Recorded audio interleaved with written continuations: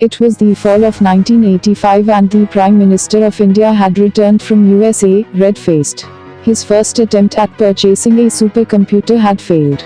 Ronald Reagan had politely rejected his plea. Rajiv Gandhi's dream to take India into the 21st century as an improved country had suffered a major setback.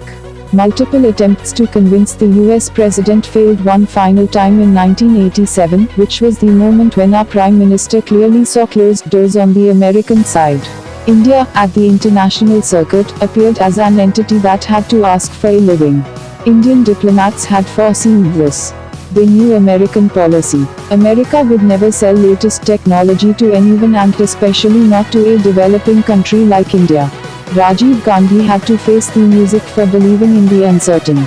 Ronald Reagan's statements made the people believe that he would grant India to purchase the supercomputer, but never did he actually commit on doing so. Eventually the dream was over. Indian scientists always condemned this decision of the then Prime Minister. Foreign Affairs executives and the ministry itself suggested that Russia may sell its supercomputers to India. India-Russia had good relationships, so there was an added benefit. The deal went through smoothly, but before it could be completed, America intervened. USSR was in process of disintegration and many countries broken out of USSR were being formed. America supported these states and also encouraged more fragmentation. On American intervention, Russia realized that the former did not want it to lend India the supercomputer and withdrew the deal. Meanwhile, a popular computer business firm, IBM, wanted to set up equipment in India and planned on developing a supercomputer. This seemed to be the perfect deal, but again American government entered the fray. They kept on claiming that they don't want to sell the supercomputer to India because they see it as a threat to their technological security. Their claim was rubbish, as India had made it very clear that it wanted to monitor weather conditions using the machine. The deal with IBM also dissolved. The role of CDAC. CSIR transferred the project to CDAC, Center for Development and Advanced Computing, immediately.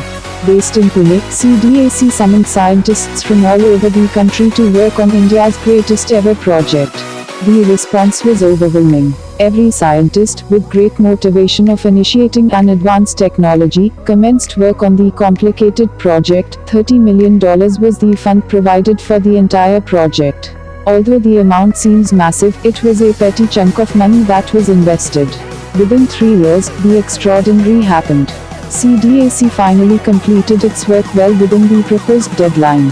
All the computer analysts, experts and scientists involved had worked their socks off. The sweat on their brow had created history. For the first time ever, a developing country had pulled off such a miracle in advanced computer development. Needless to say, the world was shocked at this achievement. The first indigenous supercomputer created by India was named Param 8000. Padma Shri Vijay Bhatkar. Vijay Bhatkar is known as the architect of this project. He was one of the strongest protesters against India begging for a supercomputer. He was also one of the forward speakers who insisted that Indians can make their own advanced technology.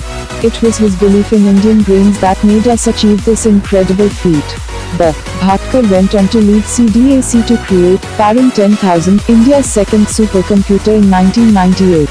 He also built National Param Supercomputing Facility (NPSF), which now functions as the foundation to High Performance Computing (HPC) in India. Facts about the Param series. Param series was produced using completely indigenous resources.